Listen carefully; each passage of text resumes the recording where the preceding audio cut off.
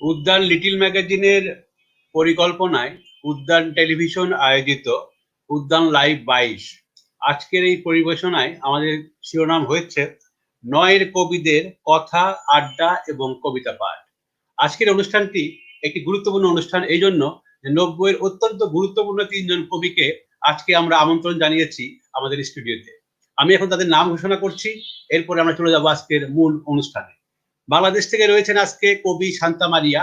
তিনি একজন বাংলাদেশের অত্যন্ত গুণী কবি, বাংলাদেশের কবি, প্রাবন্ধিক এবং গবেষক এবং একজন অধ্যাপক।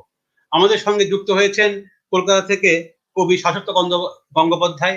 তিনিও একজন গুরুত্বপূর্ণ কবি এবং তিনি ইতিমধ্যেই তার কবিতার সীমানা কলকাতায় ছাড়িয়ে বিশ্বময় ছড়িয়ে দিয়েছেন তার কবিতার ডালপালা। আমাদের সঙ্গে আরেকজন যুক্ত হবেন আজকে, তিনি কলকাতার কবি, তিনি তৃষ্ণা বসাক। তো পৃথিবীর যেখানে যে প্রান্তে যেজন বসে আজকের এই অনুষ্ঠানটি উপভোগ করছেন, সবাইকে আসসালামু আলাইকুম, আদাব, শুভ সন্ধ্যা। আমি তৌফিক জহুর আজকে সঞ্চালনের দায়িত্বে আছি। আজকে অনুষ্ঠানটি আর দেরি না করেই আমরা চলে যাচ্ছি। ইতিমধ্যে কিছু দেরি হয়ে গিয়েছে আমাদের কারিগরি ত্রুটির কারণে এবং ইন্টারনেটের সংযোগের একটু সমস্যার কারণে তৃষ্ণা বসাক এখনো সংযুক্ত হতে পারেন নাই, তবে খুব শীঘ্রই তিনি সংযুক্ত হয়ে যাবেন। আর কথা না বাড়িয়ে আমরা চলে যাচ্ছি আজকের অনুষ্ঠানে। প্রথমে চলে যাচ্ছি কবি শান্তা মারিয়ার কাছে। কবি শান্তা মারিয়া এখন কবিতা নিয়ে আসছেন। তিনি পরপর দুটি কবিতা পাঠ করবেন, এরপরেই কবিতা পাঠ করবেন শাশ্বত গঙ্গোপাধ্যায়, তিনিও দুটি কবিতা পাঠ করবেন। এ পর্যায়ে কবিতা নিয়ে আসছেন কবি শান্তা মারিয়া। সবাইকে শুভেচ্ছা জানাচ্ছি এবং শুভ সন্ধ্যা জানাই। প্রথমেই কবিতা। আমি ভেবেছিলাম প্রথমে কথা, তারপর কবিতা। ঠিক আছে, আমি প্রথম একটা কবিতা পড়ছি। আমার প্রথম কবিতা ময়ূর বাহনের গল্প। সেই কোন আশ্বিনে বিনতা বলেছিল, কার্তিক ঠাকুর বর হবে তোর। কত বর্ষা রোদের উল্লাস পার হলো কার্তিক তিথি, কোজাগরি রাত। কার্তিক ঠাকুর আজও এলো না। তবে এক নিবিড় সন্ধ্যায় সম্ভবত দরজার কলিং বেলে মৃদু সুর তুলে কেউ বলেছিল, আসতে পারি একান্ত অন্দরে? না না, কার্পেট মারিও না, জুতো খুলে রাখো বাইরে, তোমার গায়ে ঘামের গন্ধ নেই তো। এইসব ঝামেলায় কার্তিক ঠাকুর আর এলেন না। কত বটের ঝুড়িতে সুতো বাঁধা হলো, দরগায় মোমবাতি ছড়ালো উত্তাপ, প্রজাপতি উড়ে গেল দিগন্তের চক্র ছুঁয়ে ছুঁয়ে। করতলে জমে থাকা জমাট বরফ সমতলকে প্লাবিত করে এগুলো না মোহনার দিকে। কথাগুলো বলে তাকালেন তিনি। ভীষ্ম অথবা নার্সিসাস আকাঙ্ক্ষার সড়ক ঘিরে যেই চলাচল করুক, তাদের যাবতীয় বসবাস রয়ে যায় মানবীর করতলের বাইরে। কার্তিক ঠাকুরের গল্প তার কণ্ঠে আর শুনিনি। সে কাহিনী ধ্বনিত হোক বা না হোক, যে কোনো ঘিমজড়া রাতে প্রতীক্ষার সারেঙ্গিতে বাজে মালকোষ, কামিনী সুবাসে ঘন হয় বাতাসের রং, ময়ূর পেখম মেলে নেমে আসা আদিম দেবতার অট্টহাসিতে প্রকম্পিত হয় তৃষিত জমিন। আমার প্রথম কবিতা ছিল এটি। আর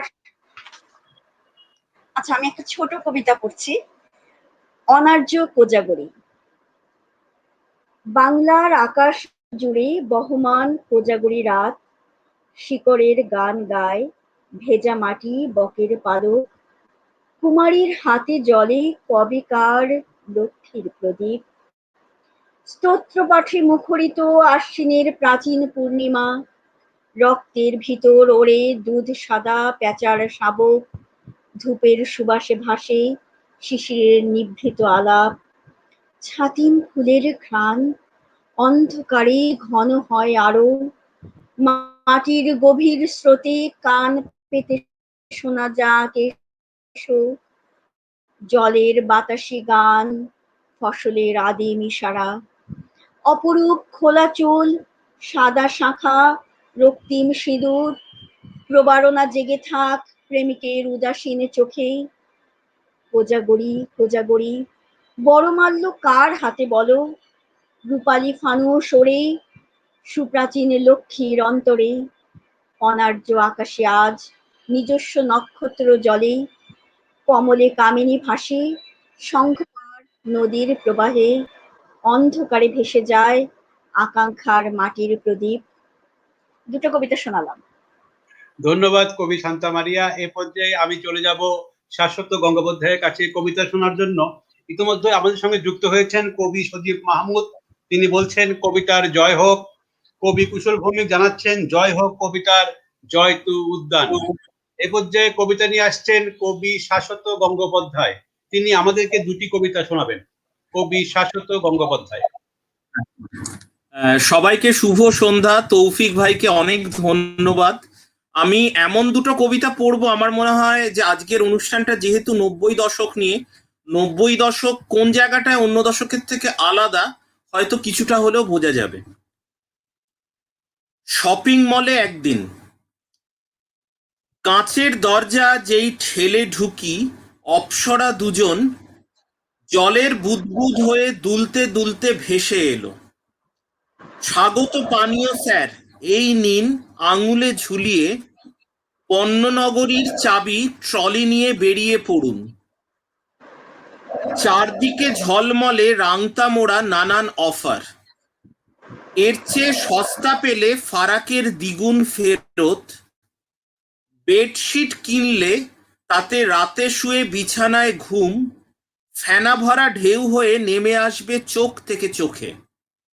সারা বছরের জন্যে কন্ডম একসঙ্গে নিলে প্রতি উইকেন্ড ট্যুরে 25% ছাড় হবে। ক্রেডিট কার্ডের লাফ দেওয়া মানিব্যাগ থেকে দেখি আমাদের সুখ দুঃখ হাসি কান্না ডিপ ফ্রিজে রাখা প্যাকেটের মাছ হয়ে কবে যেন বিকিয়ে গিয়েছে। রাত 9টা বেজে গেছে, আলো নিভছে, বেরোবো যখন পাশ থেকে কারা এসে বলে গেল ফিস ফিস করে, ভালোবাসা হাতে তুললে তার সঙ্গে দীর্ঘশ্বাস ফ্রি। পরের কবিতা গিগোলো। ডান হাতে রুমাল বেঁধে যে যুবক ফ্রি স্কুল স্ট্রিটে দাঁড়িয়ে রয়েছে, আমি দূর থেকে তাকে লক্ষ্য করি। দীর্ঘদেহী, তাকে কোনো অচেনা নাবিক মনে হয়। ঘন নীল টি শার্টের বুকে জল করে লেখা, if being sexy is a crime arrest me soon. পাশ থেকে যুবতীরা তাকে আর চোখে মেপে নেয়। কেউ কেউ ঠোঁট চাটে যেন মরুদেশে ঝড় ওঠে, যেন সর সর শব্দে বালি দিয়ে হেঁটে যাচ্ছে সাপ। এমনই তীব্র জ্বালা শরীরের প্রতি রোমকূপে। জ্বলে উঠছে হ্যালোজেন একে একে ফুটপাত জুড়ে, যেন শ্যাম্পেনের ছিপি খুলে গিয়ে অন্তহীন ফেনা। রাত্রি নেমে এলো। রাত্রি, সেও তো উপসী এক নারী। গাড়ির ভেতর থেকে ইশারায় ছেলেটিকে ডেকে মারুতিতে তুলে তাকে গাঢ় নিরুদ্দেশে রওনা হলো।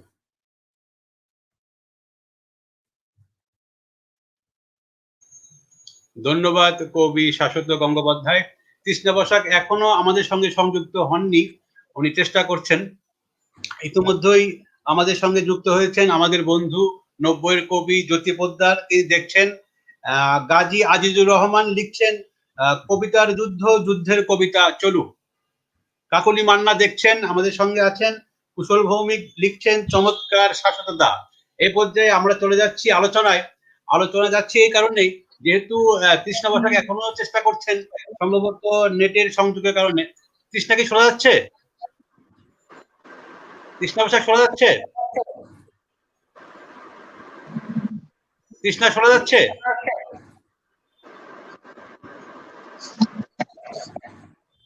তৃষ্ণা বসাক শোনা যাচ্ছে?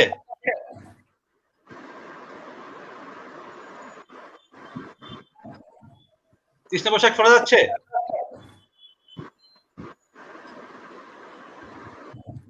সম্ভবত ওয়ান সাইড হয়ে আছে এখনো। এটা করা উচিত, জানি না। আমি চলে যাচ্ছি শান্তা মারিয়ার কাছে। শাশ্বত, এই সময় আপনি একটু ফোন করবেন, ফোন করে বলবেন যে সে যেন কথা বলে। সে কথা বলে আমি বুঝতে পারবো, তাহলে আমরা একটা কাজ করতে পারি। আমরা হয়তো ওই মেসেজের মাধ্যমে তার সঙ্গে আমরা কানেকশন স্থাপন করতে পারবো আর কি, সমস্যা হবে না। শোনা যাচ্ছে কিছু? আমরা শুনতে পাচ্ছি, তুমি শুনতে পাচ্ছ? তুমি শুনতে পাচ্ছ? আমরা শুনতে পাচ্ছি তোমার কথা, কিন্তু তুমি শুনতে পাচ্ছ কিনা? দেখছি একবার ফোন। শাশ্বত, আপনি একটা ফোন দিয়েন। এই পর্যায়ে আমি চলে যাচ্ছি কবি শান্তা মারিয়ার কাছে আজকে আলোচনা শুরু করার জন্য। ইতিমধ্যে জ্যোতি পোদ্দার লিখছেন, শুনছি প্রত্যেককে অভিনন্দন, মৌমিতা দেব অনুষ্ঠানটি দেখছেন।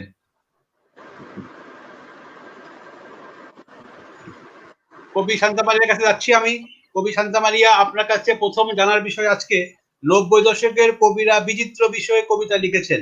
আপনার বিষয় ভাবনায় অগ্রাধিকার কি ছিল 90 এর শুরুতে, বা এখনো কি অবস্থায় আছেন আপনি? আমার কবিতা আসলে অগ্রাধিকার বলতে কিছু নাই, জীবন নিশ্চয় অগ্রাধিকার পেয়েছে। আমি যা অনুভব করেছি সেটাই সবসময় অগ্রাধিকার পেয়ে এসেছে। তবে যদি বিষয়ের কথা বলেন বা অনুষঙ্গের কথা বলেন, আমার কবিতায়, আমার পাঠক মাত্রই জানেন যে আমার কবিতায় মিথোলজি, মিথের ব্যাপারগুলো খুব আসে, এবং সেটা যে কোনো হতে পারে, সেটা বৈদিক মিথ হতে পারে, সেটা মিশরীয় মিথ হতে পারে, অথবা সেটা চৈনিক হতে পারে, গ্রিক মিথোলজি হতে পারে।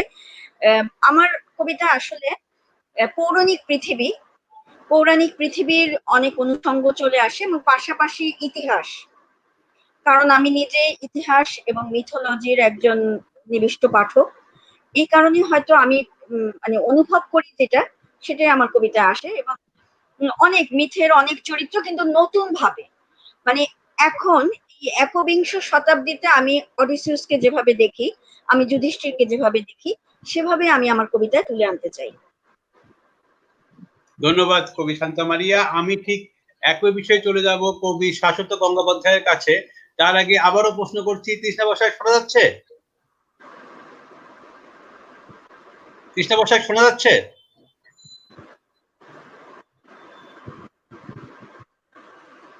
আচ্ছা, আমি আবার যোগাযোগ করব এক্ষুনি। আমি চলে যাচ্ছি কবি শাশ্বত গঙ্গোপাধ্যায়ের কাছে ওই একই বিষয়ে কথা বলার জন্য। 90 দশকের কবিরা বিচিত্র বিষয়ে কবিতা লিখেছেন। আপনার বিষয় ভাবনায় অগ্রাধিকার কি ছিল সেই সময় শুরুতে, বা এখন কি অবস্থায় আপনি আছেন?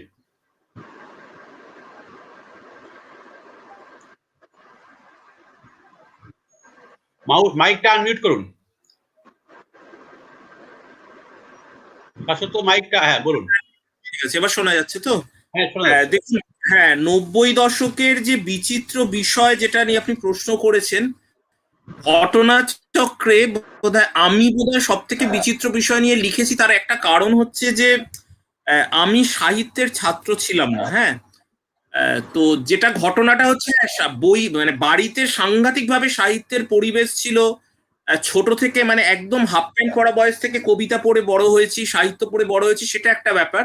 কিন্তু আমি বেসিক্যালি যেহেতু সায়েন্সের স্টুডেন্ট ছিলাম, পরে ম্যানেজমেন্ট নিয়ে পড়েছি এবং চাকরিও করি একটা কর্পোরেট ওয়ার্ল্ডের ট্রেনিং ম্যানেজার হিসেবে। ফলে আমার যে ব্যাকগ্রাউন্ডটা, সেটা কিন্তু একটা সো কল্ড মানে, কারণ কি কবিতার জগতে ম্যাক্সিমাম লোকই হচ্ছে যে আইদার টিচিং প্রফেশনে আছে, নয় সাংবাদিকতায় আছে। আমার ক্ষেত্রে যেহেতু সেটা একদম মানে পুরো মানে পড়াশোনার জগৎ এবং চাকরির জগৎটা যেহেতু একদম ডিফারেন্ট, মানে সেটা একটা রুথলেস কর্পোরেট ওয়ার্ল্ড। ফলে আর দ্বিতীয় কথা হচ্ছে, আমি ছোট থেকে মানে এই ব্যাকগ্রাউন্ডটা না বললে একটু বোঝানো যাবে না যে একদম বিচিত্র বিষয় নিয়ে পড়াশোনা করে বড় হয়েছি। মানে আমার অদ্ভুত বিষয়, যেমন ধরা যাক নক্ষত্র বিজ্ঞান, প্ল্যানচেট, পরলোক চর্চা।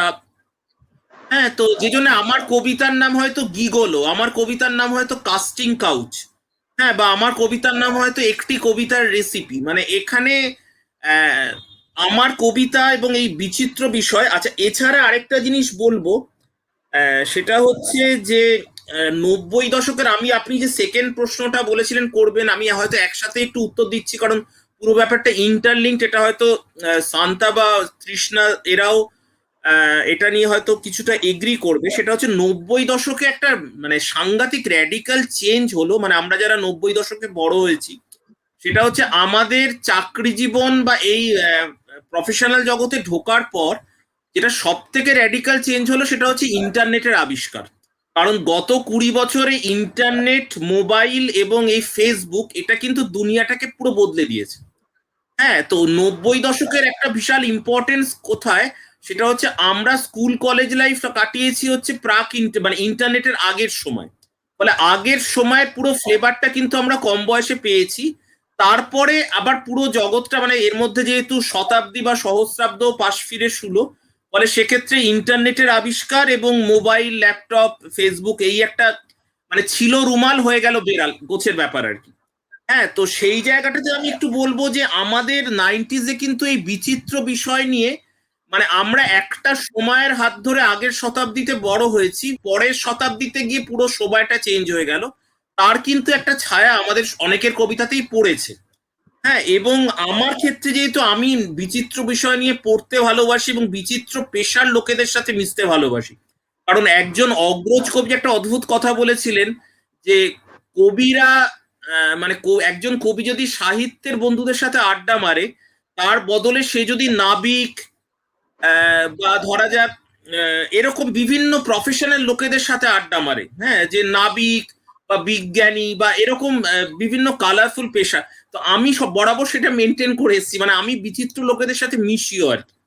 হ্যাঁ, মানে আমার একটা কবিতা আছে কাস্টিং কাউচ, সেটা যদি কখনো আড্ডার ছলে গল্পটা শোনাই যে আমি কিভাবে কুড়িয়ে পেয়েছিলাম, বা এই গিগলো কবিতাটা কি করে কুড়িয়ে পেয়েছিলাম, মানে সেটা খুব মজার ঘটনা আর কি। তো সেটা আমি যাচ্ছি না, কিন্তু 90s-এ এসে এই যে বিভিন্ন রকম সময় পরিবর্তনের যে দোলাচলতা, আলো ছায়া, এটা কিন্তু ভীষণভাবে আমাদের লেখায় ছাপ ফেলেছে। আর তার সঙ্গে আমি ব্যক্তিগতভাবে যেহেতু মানে আমার পড়াশোনা চাকরি জীবনটা একদম লেখালেখির জগতের থেকে আলাদা, এবং বিশেষ করে যে বিষয়গুলো নিয়ে পড়ি সেটাও একদম সম্পূর্ণ আলাদা, ফলে এটা আমার ক্ষেত্রে তো আরো বেশি কবিতা হয়তো মানে খুব কালারফুল হয়ে গেছে আর কি বিষয়ের দিক থেকে। এইটুকুনি বলার। ধন্যবাদ কবি শাশ্বত গঙ্গোপাধ্যায়। এখনো তৃষ্ণা বসাক আমাদের সঙ্গে সংযুক্ত হতে পারেননি, উনি চেষ্টা করছেন আসার জন্য আর কি। তো আমরা চলে যাচ্ছি পরের প্রশ্নে।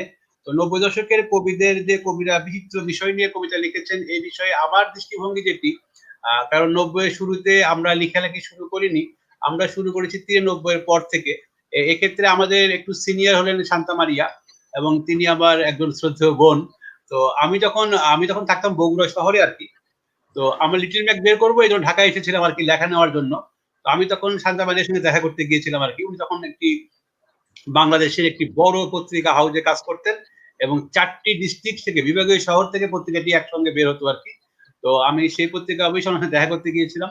তো তখনও ওনার সঙ্গে যখন প্রথম কথা হলো আমার, সবচেয়ে আশ্চর্যের বিষয় আর কি, যে কথাটি আজকে এখানে বলে রাখছি আর কি, সেই প্রথম কথাতে কিন্তু আমাদের আলোচনা হয়েছিল মিথ নিয়ে।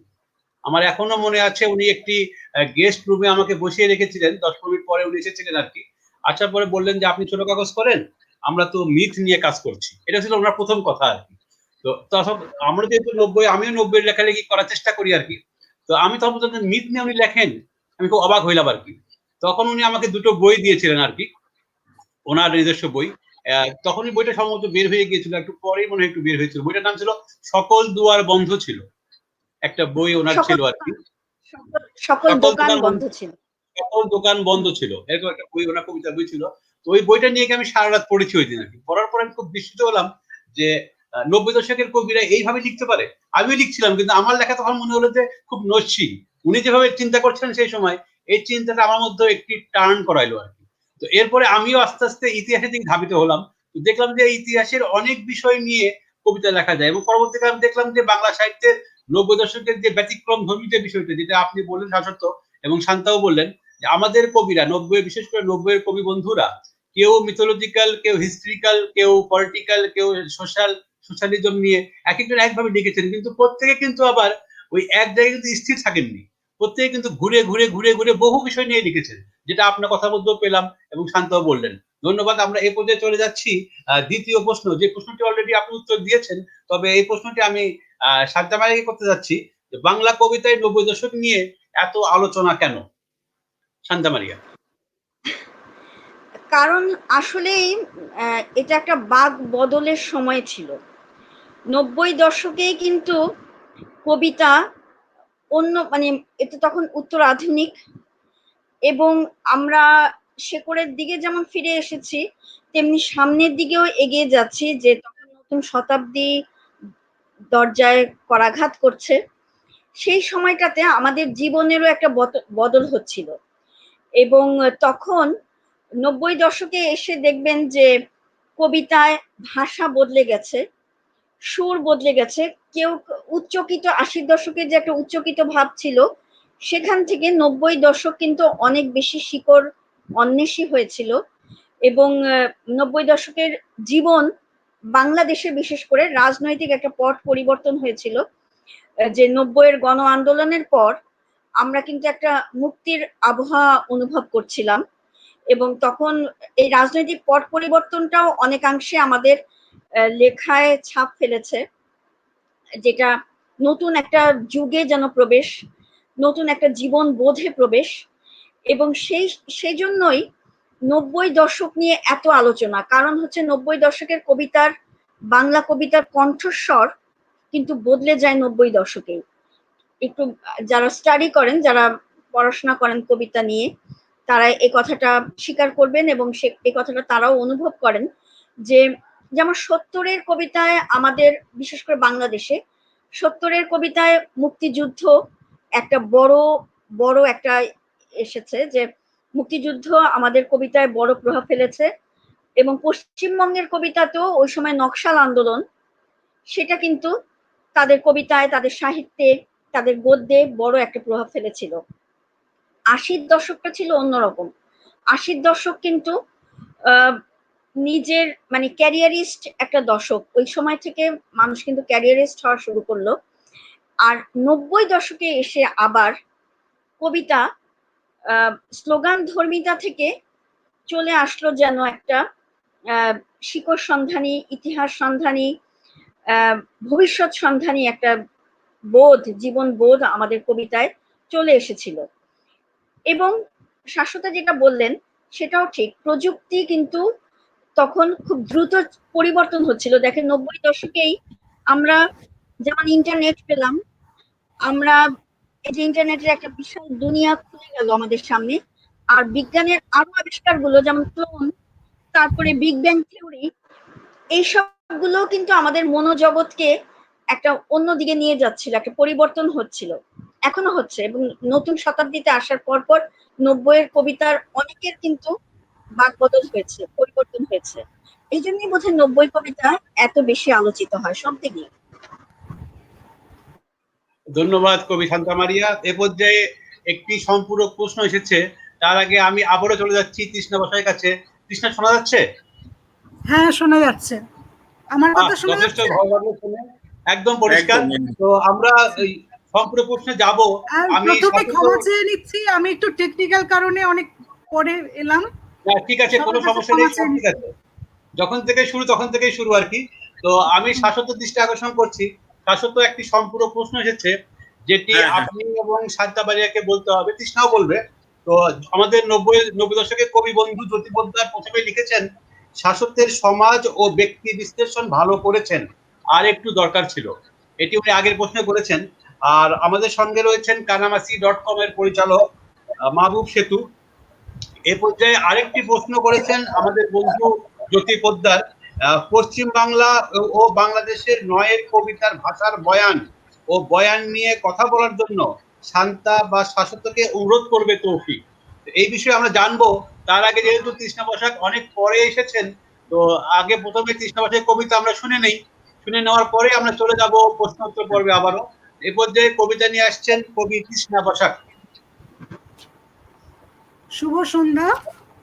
আজকে খুব ভালো লাগছে, তৌফিক এই আয়োজন করেছেন উদ্যানের উদ্যোগে, সেটা ভীষণ ভালো লাগছে। আর আমি আজকে 20শে জুন, আজকে আমার হঠাৎ মনে হলো একটা বিশেষ দিন এই কারণে, 1992 সালের 20শে জুন, মানে আজ থেকে 30 বছর আগে প্রথম যে বড় পত্রিকায় আমার কবিতা বেরোয়, সেটা হচ্ছে দেশ, এবং সেই কবিতাটি 20শে জুন বেরিয়েছিল আমার মনে পড়ছে। সেই হিসেবে সেই আনন্দটা আমি উদ্যান গ্রুপের সাথে ভাগ করে নিচ্ছি। আমার সেই কবিতাটি পড়ছি। এটি আমার প্রথম কবিতা, বেড়াল না নীল ঘণ্টা। আহ, সেটা পড়ছি। শ্যামগন্ধ রক্তের ভিতরে। শীষ চিহ্ন মুছে ফেলি, সারা রাত কোকিয়ে কেঁদেছি। হে ঈশ্বর, আমাকে একলা করে বেদমালা খুঁজতে বেরিয়েছো, তারার ভৎসনা উপেক্ষা করে রইলাম রইলাম জলের শিয়রে। বন্ধুরা শরীর ফুঁড়ে চলে গেল, অঞ্জলি বলল দেখে নিস, কখনো ডাকতে আসবো না। শীষ চিহ্ন মুছে ফেলি, 12 বর্ষ আটকাতে পারি না। হাদুয়ার দোদুয়ার, পাড়ের মাটি প্রাকৃত ভাষায় ঝগড়া করে, শ্যামগন্ধ রক্তের ভিতরে। এই আমার প্রথম কবিতা আরেকটি কবিতা বেরিয়েছিল। পড়তে হবে। ঠিক আছে, আরেকটি কবিতা পড়তে হবে। দুটি কবিতা করে পড়েছেন আর কি, শান্তা মারিয়া এবং শাশ্বত গঙ্গোপাধ্যায়। আরেকটি কবিতা। অবশ্যই। আমি শাশ্বতর একটা প্রিয় কবিতা পড়ছি, টাইম মেশিন।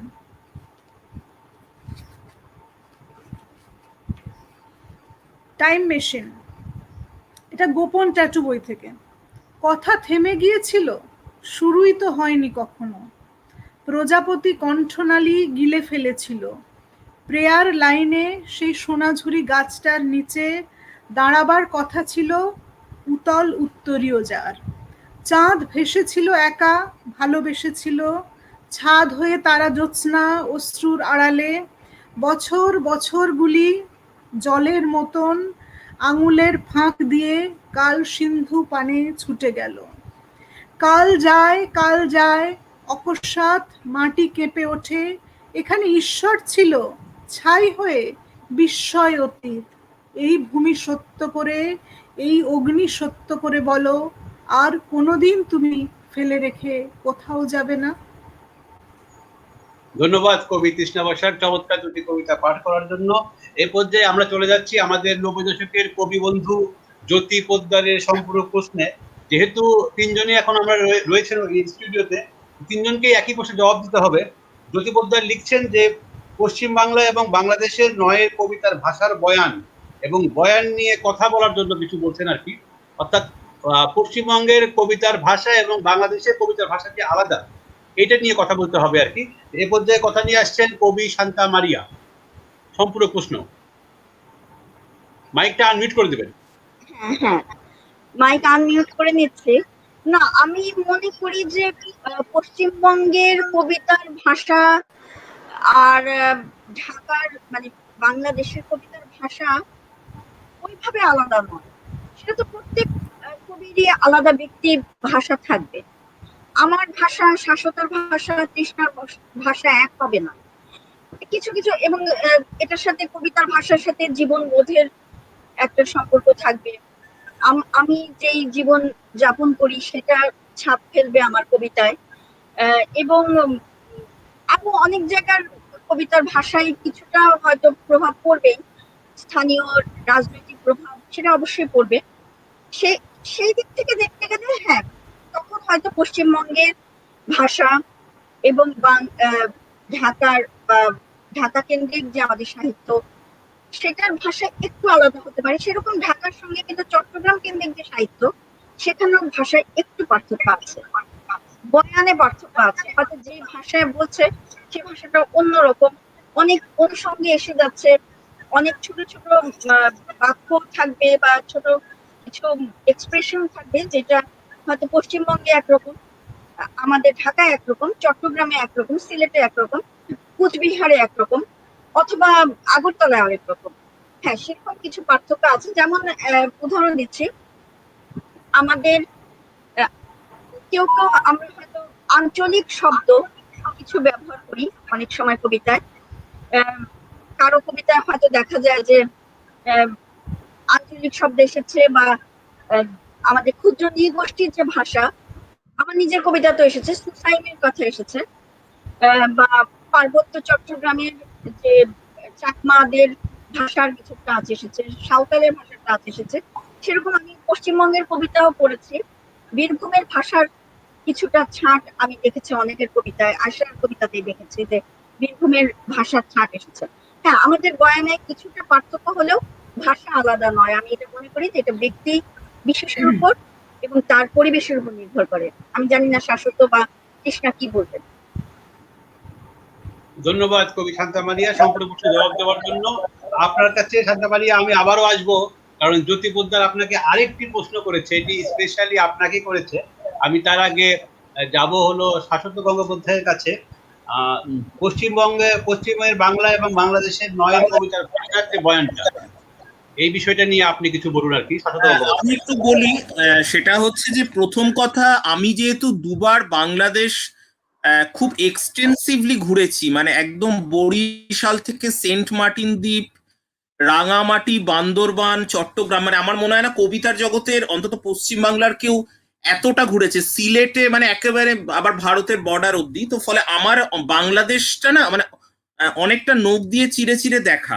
তাতে আমার একটা যে জিনিস যেটা উপলব্ধি হয়েছে যে বেসিক্যালি দুটো কিন্তু একটাই দেশ, মানে মাঝখানে একটা কৃত্রিম কাঁটা তার আছে, কিন্তু মানে একটা মানুষের যেরকম দুটো চোখকে আলাদা করে তো কিছু বলা যায় না, মানে ভারত আর বাংলাদেশ বা পশ্চিম বাংলা এবং বাংলাদেশ বেসিক্যালি একটাই দেশ, আর মাঝখানে তো একটাই ভাষা রয়েছে। আর দ্বিতীয় যে কথাটা বলবো যে এই আমরা যারা 90 দশকে লিখতে এসেছিলাম, একটা জিনিস বুঝতে হবে যে সময়টা কিন্তু এক, মানে যেটা শান্তা বললেন যে ধরুন যিনি ঢাকায় বসে লিখছেন, যিনি চট্টগ্রামে বসে লিখছেন, বা যে হয়তো রংপুরে বসে লিখছেন, হ্যাঁ বাংলা ভাষার মধ্যে অনেকগুলো লেয়ার আছে, অনেকগুলো স্তর আছে, সেটা পশ্চিম বাংলার ক্ষেত্রেও কিছুটা সত্যি। যে ভাষাটা হয়তো একটা কথা আছে না যে প্রত্যেক 11 মাইলে ভাষা বদলে যায়, ফলে ভাষাটা কিন্তু বহিরঙ্গ। কিন্তু প্রথমে যেটা বুঝতে হবে যে 90 দশকে একই সময় আমরা বড় হয়েছি, একই আগুনের ওপর দিয়ে হেঁটে এসেছি। এবং বাংলাদেশ ভ্রমণে আমার একটা অদ্ভুত অভিজ্ঞতা হয়েছিল যে এই যে একই সময়ে বড় হয়েছি, ধরা যাক মানে ছোটবেলায় আমরা ক্লাসে যে ছড়াগুলো বলতাম, কিছু ছড়া থাকে না যে খুব ভাইরাল হয়ে যায়, নিজেদের মধ্যে খুব সংক্রামক। আমি গিয়ে খুব চমকে উঠেছিলাম যে বাংলাদেশের ছেলে মেয়েরাও যারা আমাদের সমবয়সী, তারাও কিন্তু ক্লাসে একই ধরনের ছড়া বলতো। বা বিশেষ করে ধরা যাক ওই বিখ্যাত গানটা যে ভালো আছি ভালো থেকো, আকাশের ঠিকানায় চিঠি লিখো, এটা কিন্তু আমাদের এখানেও অসম্ভব প্রিয়। এবং যে সময় বাংলাদেশে, আমি আলাদা করে দেশ কথাটা বলতেও আমার খারাপ লাগে, যে ওপার বাংলায় যেভাবে গানটা মানে অসম্ভব প্রিয়, আমাদেরও কিন্তু মানে এই গানটা আমাদের বুক পকেটে থাকে। তো এই জায়গাটা বুঝতে হবে যে প্রথম কথা হচ্ছে সময়টা এক, ফলে সেক্ষেত্রে সময়ের যে রিফ্লেকশন সেটা কিন্তু দুটো দেশেই বা দুটো মানে এপার বাংলা ওপার বাংলা দুটো জায়গাতেই সমানভাবে পড়েছে। হ্যাঁ, বাংলাদেশের ক্ষেত্রে ভাষাটা একটা ব্যাপার। আরেকটা জিনিস খুব স্পর্শকাতর জিনিস আমার বলা উচিত হবে কিনা জানি না, একটা জায়গায় কিন্তু সূক্ষ্ম তফাৎ আছে, সেটা হচ্ছে ওপার বাংলার লোকেরা দেখা গেছে বা কবিতা একটু বেশি মানে আবেগের অংশটা বেশি, সেখানে হয়তো পশ্চিম বাংলাতে সেরিব্রাল ব্যাপারটা বেশি। এটা কিন্তু একটা খুব মানে হয়তো এটা সব ক্ষেত্রে সত্যি নয়, কিন্তু এটার মধ্যে আমি একটা দেখেছি একটা মানে একটু তফাৎ দুটো বাংলায় আছে। আরেকটা অদ্ভুত জিনিস বলবো, এটা আমাকে বাংলাদেশ ভ্রমণের সময় ওখানকার একজন বিখ্যাত কবি বলেছিলেন যে ভারত আর বাংলাদেশের মধ্যে একটা সূক্ষ্ম তফাৎ আছে, সেটা হচ্ছে বাংলাদেশে একটাই তো ভাষা বাংলা, আর ভারতে কিন্তু ধরুন 26-27টা প্রধান ভাষা। ফলে হয় কি ভারতে আমরা যারা মানে এইদিকে যারা লিখছি তাদের না অজস্র ভাষা, অজস্র কালচার, এইটার ঘর্ষণজনিত কারণে কবিতা কিন্তু অন্যরকম হয়ে যায়। এটা আমি বোঝাতে পারলাম কিনা জানি না, মানে অজস্র ভাষার মধ্যে একটা কলিশন আছে, অজস্র রকম কালচার। সেখানে বাংলাদেশের ক্ষেত্রে ভাষাটা যেরকম এক, ফলে সেখানে কবিতা কিন্তু কিছুটা তফাৎ হয়ে যায়। সময়টা এক হলেও আমার মনে হয় যে এই জায়গাটাতে একটা সূক্ষ্ম তফাৎ আছে। হ্যাঁ, কিন্তু বেসিক্যালি বাংলাদেশ ভারত, এখানে আমি যেটা আবার ফিরে আসছি যে একটাই মানুষের দুটো চোখ যেরকম আলাদা করে কিছু ডিফারেন্সিয়েট করা যায় না, আমার কাছে কিন্তু ব্যাপারটা তাই। এটাই আমার বলা। ধন্যবাদ কবি শাশ্বত গঙ্গোপাধ্যায়। সম্ভবত জ্যোতি পোদ্দার উত্তরটি পেয়ে গেছে। আমি এই একই সম্পূর্ণ প্রশ্নে চলে যাচ্ছি কবি তৃষ্ণা বসাকের কাছে। তৃষ্ণা বসাক, বাংলাদেশের পশ্চিমবঙ্গের বাংলা কবিতার ভাষা এবং বাংলাদেশের নয়ের কবিতার ভাষার যে বয়ানটা, এটিকে আসলে জানতে চাইছে আমাদের কবি বন্ধু জ্যোতি পোদ্দার, যে এই দুটো ভাষার আসলে বয়ানটা কেমন ছিল 90 দশকে, বা এখন কেমন, 90-এর কবিরা এখন কিভাবে লিখছে? আমি প্রথমেই বলি যে কবিতা নিয়ে এত বিশেষজ্ঞতা আমার নেই। কবিতা শান্তা অনেক ভালো বলেছে, আমার থেকে নিশ্চয়ই ভালো বলবে। কিন্তু আমার যেটা অনুভব দিয়ে আমি বলতে পারি যে 90 দশকে যখন আমরা সদ্য টিন পেরিয়েছি, 90 দশকে সেই সময় আমরা কবিতা লেখা শুরু করেছি। সেই জন্যই হয়তো আমাদের 90 দশক দিয়ে চিহ্নিত করা হয়, যদিও এইভাবে দশক দিয়ে চিহ্নিত করাটা অনেকেরই খুব পছন্দ নয়, আমিও খুব একটা বুঝতে পারি না এটা। কিন্তু এটা ঠিক যে 90 দশকে যারা সদ্য টিন পেরিয়ে আমরা তরুণ বলা যায়, অথচ আমাদের মধ্যে সেই কৈশোর একটু একটু রয়ে গেছে, সেই সময়টা পৃথিবীর দিকে যদি আমরা তাকাই তাহলে দেখবো একটা ভীষণ ভাঙচুরের মধ্যে দিয়ে এই পৃথিবীটা তখন গেছে।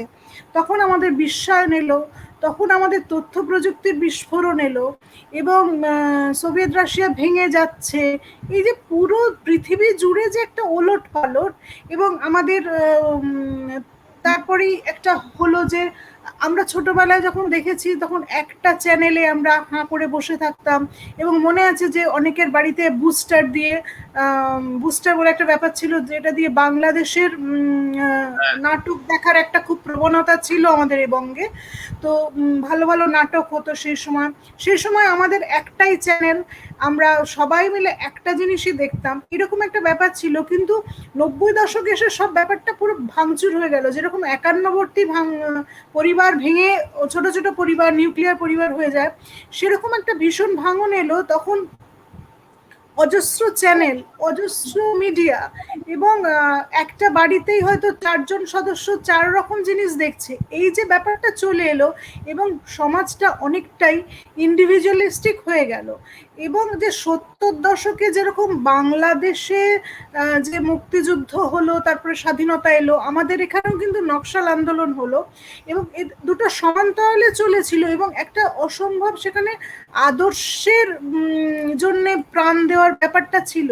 কিন্তু এই 20 বছরের ব্যবধানে আমরা দেখতে পেলাম যে মানে সুমনের একটা গান উদ্ধৃত করে বলা যায়, কবির সুমনে, যে প্রথম জানা পয়সা দিয়ে সবই কেনা যায়। আমরা বুঝতে পারলাম যে সমাজটা একটা পণ্যায়িত সমাজ হয়ে গেছে, এবং সেখানে এই আদর্শ ইত্যাদি একটা কথাই চলে এলো যে বার খেয়ে ক্ষুদিরাম হব না। ভাবা যায় যে ক্ষুদিরাম দেশের জন্য প্রাণ দিলেন, তিনি একটা কৌতুকের, একটা খোরাকের বস্তু হয়ে গেলেন 90 দশকে এসে। এবং শাশ্বত যেটা বললো, ছড়া চড়া ইত্যাদি। এবং এই যে সময়টা, সুতরাং এই সময়টা দাঁড়িয়ে যে কোনো কবিকেই, সে এপার বাংলা হোক ওপার বাংলা হোক, সময়টা তাকে স্পর্শ করবেই, সময়টাকে এড়িয়ে কেউ যেতে পারছে না। কিন্তু আজকে যেমন আমরা এখানে 4 জনের, শাশ্বত, শান্তা, আমি এবং তৌফিক 4 জন এসেছি, 4 জন কিন্তু 4 রকম সাজ পোশাক পরে এসেছি। মানে আমাদের যে সাজের যে স্টাইল, তার মধ্যে অনেকটা পার্থক্য রয়েছে। আমাদের ভাষাও হচ্ছে সেই রকম, মানে যার যার রুচি এবং যার যার ক্ষমতা অনুযায়ী, যার যার যাপন অনুযায়ী সেই ভাষাটা তৈরি হয়। কিন্তু এবং অনুভবটা হচ্ছে আমাদের মানে চেতনার একেবারে অবচেতনায় যে অনুভবটা কাজ করে, সেটাই আমরা ভাষার মধ্যে দিয়ে যখন প্রকাশ করি, দেখা যায় যে একই সময়ে বাস করেও দুই কবির ভাষা সম্পূর্ণ ভিন্ন হয়ে গেছে। 40-এর দশকে ওটা দেখা যায় যে বুদ্ধদেব বসু যে ভাষায় লিখেছেন, জীবনানন্দ দাশ একেবারেই সেই ভাষায় লেখেননি। এই সময় দাঁড়িয়ে অনেক এরকম দেখা যায়। তো ভাষাটা হচ্ছে তার নিজস্ব স্টাইলের মতো। একটা সম্ভবত শেষের কবিতাতেই আছে যে কার্তিক হচ্ছে ফ্যাশনে চলেন, এবং শিবের আছে নিজস্ব স্টাইল। এই নিজস্বতা ভাষার মধ্যেও আমাদের প্রকট হয়ে ওঠে, এবং যে কবি যত বেশি নিজস্ব ভাষা তৈরি করতে পেরেছেন এবং নিজস্ব পৃথিবী নির্মাণ করতে পেরেছেন, আমার মনে হয় তিনি তত বেশি কালকে অতিক্রম করতে পারবেন।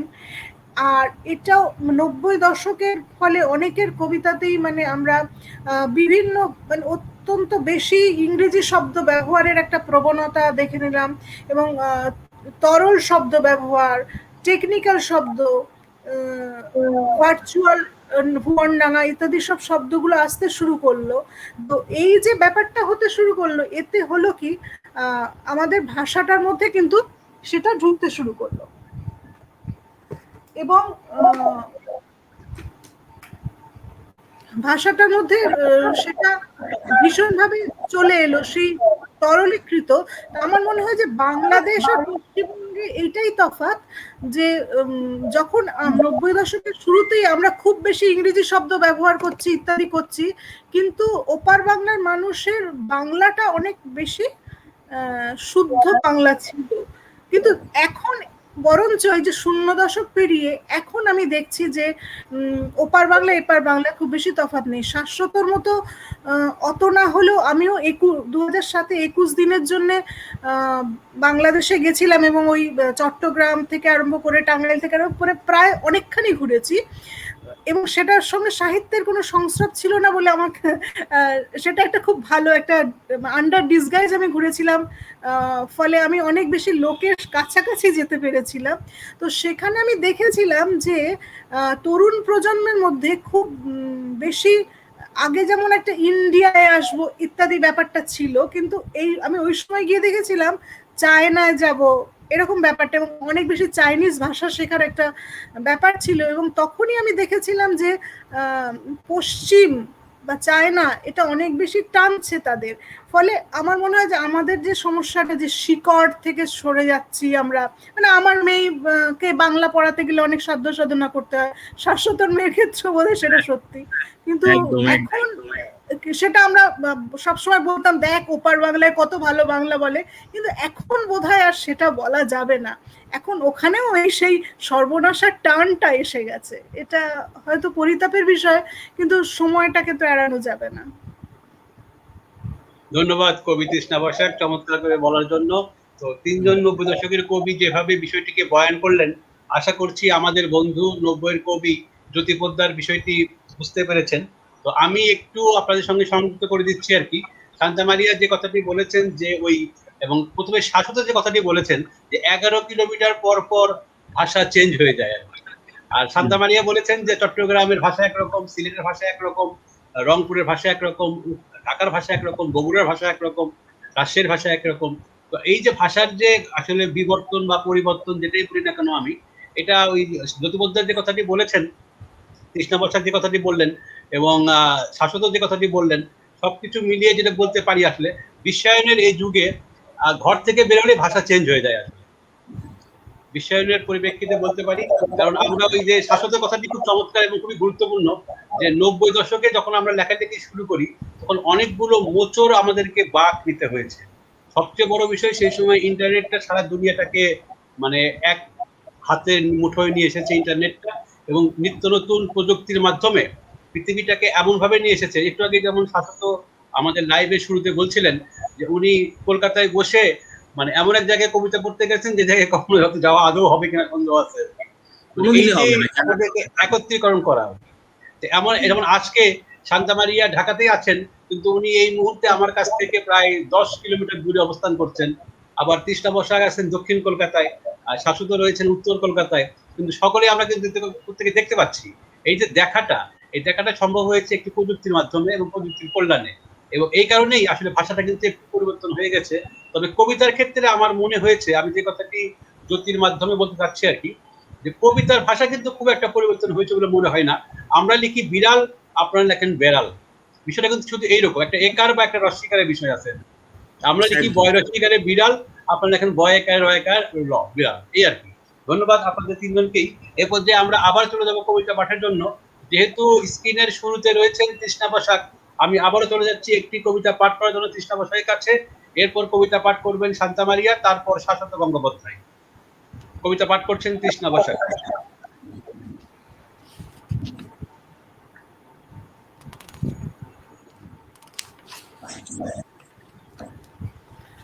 যখন 90 দশকের কথাই উঠলো এবং ইন্টারনেট তথ্য প্রযুক্তির কথা উঠলো, আমি একটা কবিতা পাঠ করছি যার নাম অসীম সসীম, মানে সিম মানে এখানে মোবাইলের সিম, অসীম সসীম। আমার সেলটা বেজে যাচ্ছে, আমার সেলটা বেজে উঠছে থেকে থেকে। তুমি ঘুম থেকে উঠে পড়েছো এত তাড়াতাড়ি? আমি শুনতে পাইনি, সত্যি শুনতে পাইনি, বাসের মধ্যে ছিলাম তো। চারদিকে কি শব্দ! অফিস টাইমে শহরটাকে এত হিংস্র মনে হয়। সরি, আমি কিন্তু আদৌ সত্যি অন্য কিছু মিন করিনি আমি। আরে আমি কি জানি না এই সেদিনে তুমি, তাই তো বলছিলাম বাসের মধ্যে অনেক সময় শোনা যায় না। তুমিও তো কতদিন আগে আগে ও হ্যাঁ, আগে মানে অনেক আগে নয়, এই তো সেদিন রিসেশনের আগে। শোনো, আবার আরম্ভ করো না তো, সকালে এত খিটিমিটি ভাল লাগে না। আমাকে তো গিয়ে কাজ করতে হবে। হ্যাঁ হ্যাঁ, তাই, আমাকে কাজ করে খেতে হয়, আর তুমি বসে বসে খাও, এটাই বলেছি আমি। শোনো, এখান থেকে কিচ্ছু শোনা যাচ্ছে না। আমি কোথায় আছি? আমি রাস্তা দিয়ে হাঁটছি, হাঁটছি আর কথা বলছি, কথা বলছি আর হাঁটছি, কিন্তু কিচ্ছু শুনতে পাচ্ছি না। এভাবে আর সংলাপ চালানো সম্ভব নয়, আর চালাতে পারছি না। আমার চার্জ ফুরিয়ে আসছে, আমার চার্জ ফুরিয়ে আসছে। আমি হাঁটছি, এখানে জুতো রাখা হয়, এখানে পা ধুয়ে মাথা ঢেকে তবে মূল মন্দিরে। আমি পরে তোমায় ধরবো। কখন? একটু পরে, যখন পবমান মেঘ ছাই করে ফেলবে আকাশপট, যখন আমার স্ক্রিনে চারটে দাঁড়ি ননিচোরা বালকের মতো ওপর ওপর, তখন, তখন তোমায় ধরবো। তুমি সেল খুলে রেখো, ফুরিয়ে যেও না প্লিজ। ধন্যবাদ কবি তৃষ্ণা বসাক চমৎকার কবিতা পাঠ করার জন্য। এটি একটি আধুনিক কবিতা। এ পর্যায়ে আমি চলে যাচ্ছি কবি শান্তামারিয়ার কাছে। একটি কবিতা শুনবো আমরা কবি শান্তামারিয়ার কাছে। অমিত মজুমদার লিখছেন আছি। কবি শান্তামারিয়া এখন একটি কবিতা পাঠ করছেন। আমি যে কবিতাটি আজকে পড়বো সেটার সাথে আসলে আমাদের এই আলোচনার মিল আছে। আমরা তৃষ্ণা একটু আগে বলছিলেন যে অনেক শব্দ এসে গেছে, আমাদের নতুন নতুন শব্দ এসেছে, শাশ্বত বলছিলেন এই কথা। হ্যাঁ, আমার কবিতার নাম হচ্ছে বারমুডা ট্রায়াঙ্গেলের গল্প। নির্জনতা শুধু নীল হবে, এর কি বাধা ধরা কোনো নিয়ম আছে? সেদিনের সবুজ সতেজ নির্জনতার কথাই ভাবা যাক। সেই নির্জনে আমরা রীতিমতো জাহাজ হয়ে পরস্পরের পাল্লা ধরেছি। সে এক বারমুডা ট্রায়াঙ্গেলের গল্প।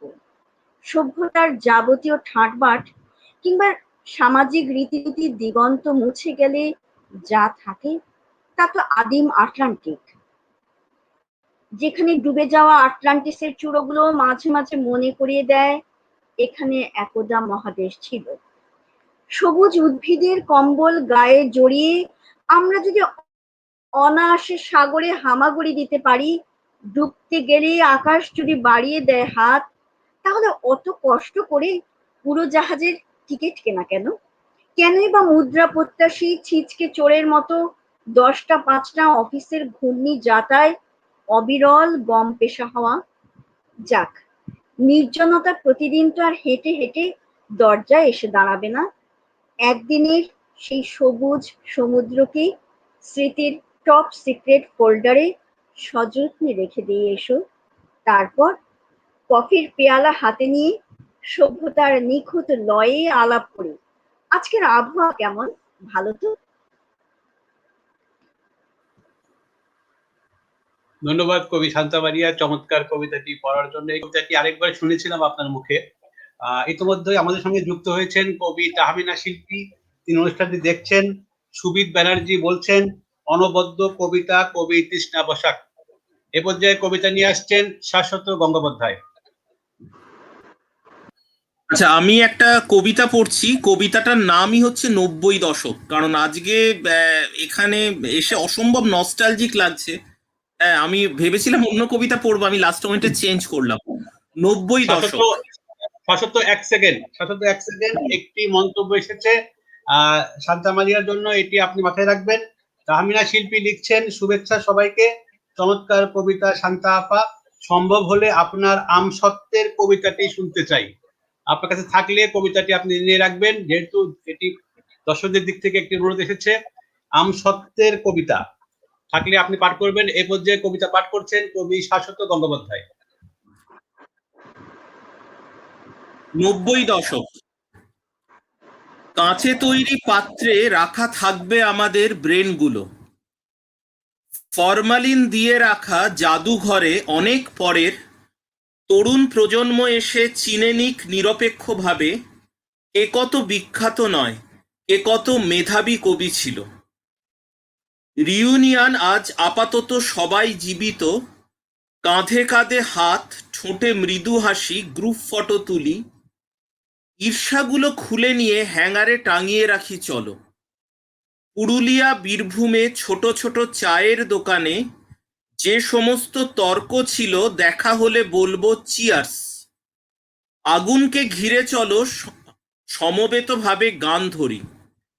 ফানুষের মতো চাঁদ উঠলে ভুলে যাব কে কোথায়, আলিঙ্গন করবে তাই লুকিয়ে এনেছে বাঘনখ।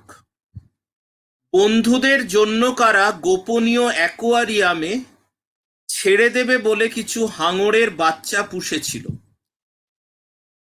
আচ্ছা, আরেকটা কবিতা আমি একটু পড়ে নিই, কারণ যেহেতু এখানে ভারত বাংলাদেশ যৌথ উদ্যোগে কবিতাটা অনুষ্ঠানটা হচ্ছে, আসলে এটাতে একটা বাংলাদেশের অনুষঙ্গ আছে, একটু পড়ে নিচ্ছি।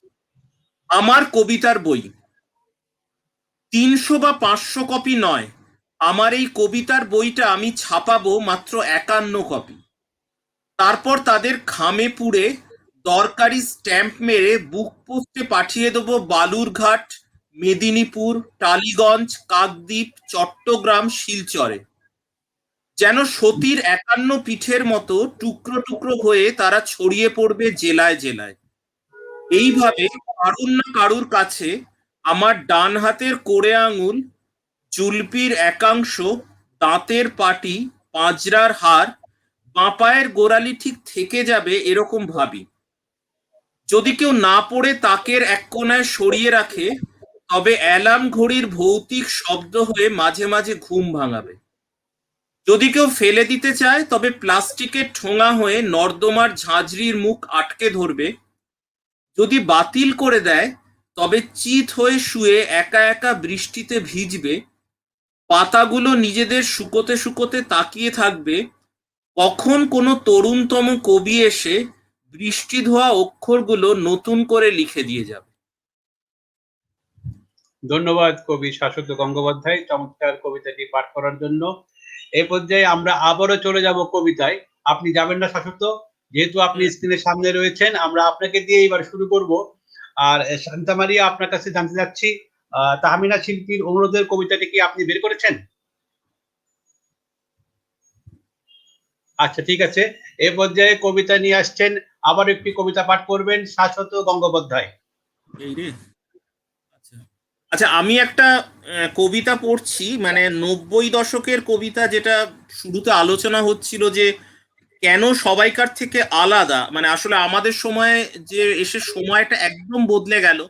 মানে এই যে কবিতাটা পড়তে গিয়ে আমি ভাবছিলাম যে আমাদের যখন কম বয়স ছিল, যখন প্রথম বই বেরিয়েছে, তখন আমরা 50 পয়সার বুক পোস্ট মানে স্ট্যাম্প লাগিয়ে অগ্রজ কবিদেরকে পাঠাতাম।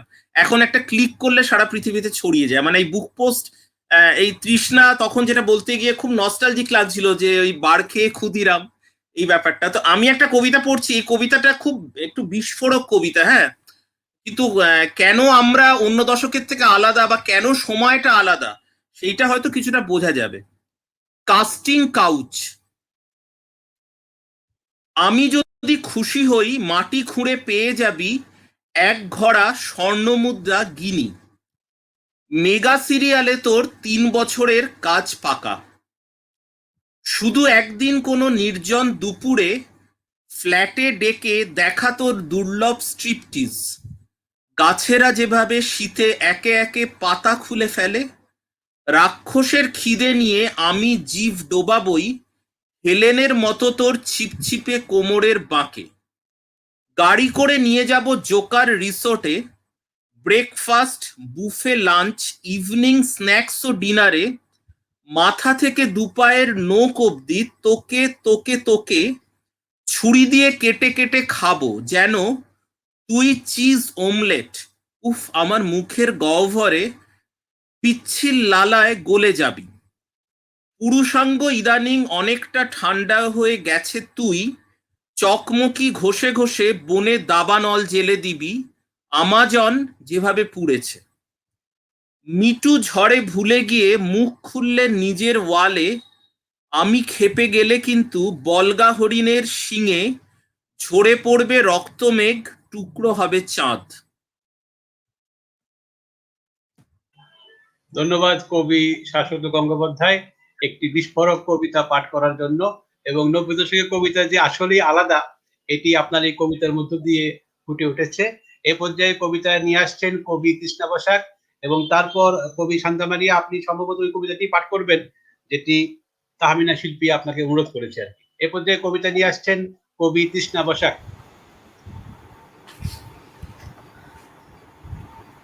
আমি একেবারে 90 দশকের শুরুতে যেভাবে কবিতা লিখতাম, সেটা বললে বোধহয় শাশ্বত যে কবিতা পড়ছে সেটা সেই মেজাজটা, যদিও বিষয়টা একেবারেই আলাদা। এটাতে আমরা যে তখন শুরু হলো টিভি খুললেই ফ্যাশন টিভি, এবং মেয়েরা হেঁটে যাচ্ছে, শুধু হেঁটে যাচ্ছে, ওই যেটাকে বলা হয় ক্যাটওয়াক, র্যাম্প দিয়ে হেঁটে যাচ্ছে। আমি একদিন টিভিটা মিউট করে খুব আশ্চর্য হয়ে বসেছিলাম যে এই মেয়েদের এইভাবে হেঁটে যাওয়া ছাড়া কোনো উদ্দেশ্য নেই জীবনে, আমার মনে হয়েছিল। খুব একটা শকিং লেগেছিল আমার কাছে। তো আমার কবিতা পরীর বেদনা, অর্থবহ, বিভিন্ন বেদনা নিয়ে পরীদের নাচ, পরীদের বিভিন্ন বেদনা। গাছেরা মাথায় চড়ে, চাঁদ জানে হাজার তোল্লাই। চারু মার্কেটের হাওয়া যে খায়নি তাকে তুমি ল্যাপলাস ট্রান্সফর্ম বোঝাবে।